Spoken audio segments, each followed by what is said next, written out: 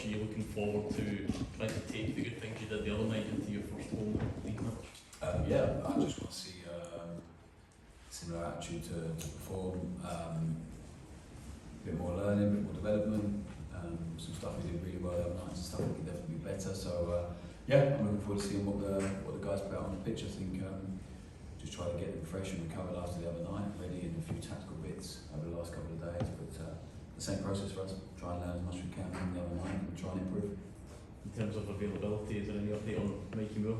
Yeah, still not quite there, so it's a bit frustrating for him and for us, but because he's deemed a minor by FIFA and so there's a lot of protocol and stuff you have to go through, but not quite yet. Did you expect that to be done by now? Is that where your frustration comes I think it can take a little while. I mean, he's 18 in 7 days or something like that, so it'll be available then for us, so we might have to wait till then, but hopefully we'll get him ready for Tuesday, hopefully.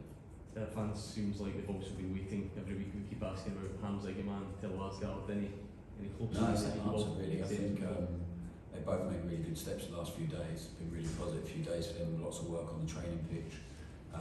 So they're fit to be on the grass, and they've been working really hard with the rehab guys, but not quite ready to be involved in the squad yet. Is the full focus for Hamza just on that fitness? Because obviously there's been a sort of speculation about his future anyway. Yeah, I think he missed 2 weeks because of the visa thing. So probably came back quite a bit behind the other group, and we tried to speed up the process of getting him ready to train. And then he played his first minutes and picked up an injury because the intensity is a bit different in the game. So now we have to get him really ready to actually perform and not risk being injured again. But in terms of the speculation stuff, we've not had any bids for Hamza, and he's a really good lad. He's really got on with it and working really hard with his English and everything else. So yeah, he just needs to get fully fit, I think.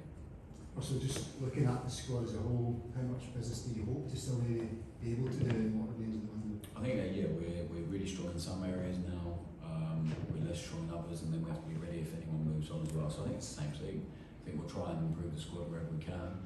I think we've really sort of drilled down to a couple of key areas we need to make sure we have strength and depth in, and we'll do it when it's right for us. I think when we have the right people and the right time for us. So yeah, I don't think we're done. I don't think we're done by any stretch of imagination, but also don't envisage there being another 6 or 7. So it'll depend on who goes out as well at some time. But yeah, I think we still need to strengthen a few bits. What areas do you think could require a bit more depth, perhaps? Well, you'll see in the next few weeks, I would have thought.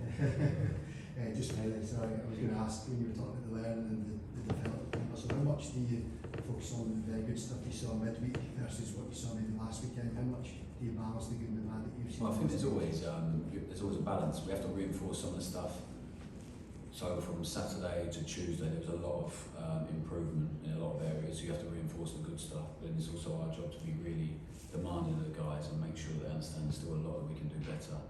And when they see it, when they feel it, Tuesday will be so good for them on the pitch to feel certain things. And then when they come here and watch it, and it becomes even clearer. So they're building relationships all the time, and we're trying to develop something that will be sustainable and look like us all the time, hopefully. So Tuesday definitely was a step towards that. Now the challenge is to do it again tomorrow. So the team you named against Victoria Pilsen was appeared on social media maybe about 8 hours before kick-off. When did you become aware of that? What do you make of that situation? Oh, I think these guys told me when I turned up to the stadium, so I'm not on any social media for reasons that are really obvious to me, but maybe not to others. But I can't really control any of that. So I think it's become a bit more common in the modern game. I don't think anyone would do it from inside this building to intentionally hurt us. And also, like, I've always named the team really early when I've been a coach or manager, because then people don't waste energy and time wondering if they're in a team. We can actually work on certain things. The guys who are not playing, you get extra work in. But it's the modern game. People are left out. They tell agents, they tell their friends and family. Then somehow it gets to you guys very quickly. But again, I choose to trust that no one does it to try and hurt us intentionally, so I can't really control anything else. I've said to the guys, it's not ideal, but also I'm not going to lose sleep over it, and it is what it is. So you seem quite relaxed about the I'm not sure it situation. changes the opposition's plan, finding out about the team 8 hours before they've done pretty much all of their work, I presume. So, yeah, it is what it is. You said as well that you're going to utilise the squad because of the amount of games it's going to be. Will we see that in effect this weekend again? I think next 2 games, you'll probably see it here, I would have thought. It's all about freshness now, but also trying to build up a performance and consistency in relationships. So there's a balance between both. We had a couple of people who were picked up a few minor knocks on Tuesday, so we're managing them as well. So yeah, we'll see. Russell, can I ask you about Max Aarons? Will he be fit to start? Yeah, he's fit. He trained today, so he's good, and he played really well the other night. It was good for him to be on in his normal position. Jeff Day also played his first 90 minutes, so we'll have to manage all of that. But yeah, he was good. There's been a few links with Nobel Mendy being one player this week. Don't expect to tell us if he's coming in or not, but would it be safe to assume that's a position you're definitely looking at? I think there's been links to every position over the course of the last 5-6 weeks, so I think it's the same with everyone. That's a really boring answer, but as and when that becomes something, if it does, then we'll let you know. But until then, it's probably a long list of players that we've been linked with. Russell, you said last week that you're looking to bring more leaders into the building. How high on the priority list is that when you're looking at players to bring in? I think it's always character before talent, so I think that's it's been really important for us. Joe Rothwell we knew, Max Aarons we knew, we trust. NASA we had brilliant references for, so when you look at all the guys, we made sure the character referencing first is really, really important. And then also for no fault of anyone's, we have a lot of players that don't actually speak the language, so that's also been a really important consideration. That it hasn't brought us up, but NASA speaks really good English. Gas has had 2 years here, and speaks good English, so it's been really important actually, because we have a lot that are learning, and it's not easy for them. So we have a lot of young players, so there's a lot of things that could take into consideration, but regardless of any of that, it has to be character before talent. You need a level of talent to be watched, to take a look at, to try and get into this building, but then it's all about the character and what they're going to add.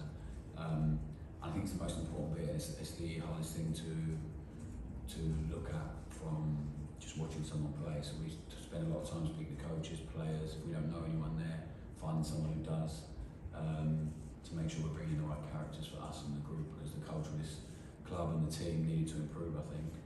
The habits needed to improve, the mentality needed to improve, and I think character certainly helps that, so we'll definitely keep looking for that. And then maybe an experienced body helps the guys in big moments, so if you can find the right one in that sense, then great. Dundee this weekend, they come into the game not in the best run of form. How does that differ the challenge that you'll come up against? I think every challenge is different up here. I think that's one of the biggest and most brilliant challenges for us, the coaching staff, is you have a game like Tuesday night and then a game tomorrow. So it's a different challenge, different opposition, different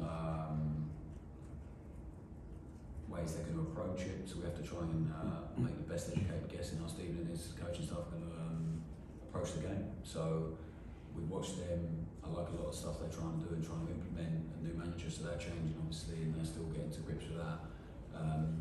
They played really well against Hibs and were really unfortunate actually. Like they had a few really good moments in the game. So we need to be prepared, and we have to concentrate on us and turn the game to what we want it to be, which I think the lads did on Tuesday nights, and other challenges to make sure we do that again.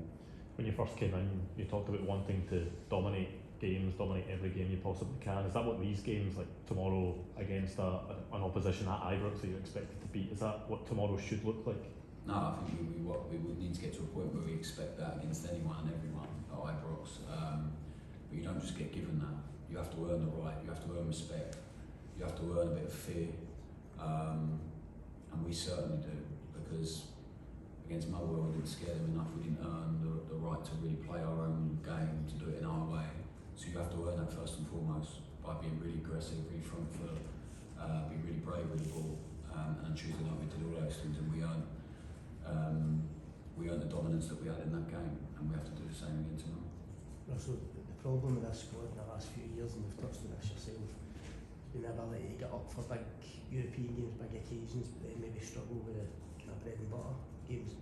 First of all, do you find that kind of hard to fathom, and also is tomorrow the perfect opportunity to show that won't be the case this season? Yeah, I think we're really early on in our process, but we have to really make sure that we approach every game in the right way. So in terms of the work and the process here and how we've approaching Dundee, it's exactly the same as it was for Tuesday night. So I think if the process remains the same, us being really demanding about habits in certain ways, we're going to behave all the time in training, whether we're playing in Europe or in the league or in the cup against other it's all the same. It's all at this club. Every game should be treated in the same way because every team we play is desperate to beat us.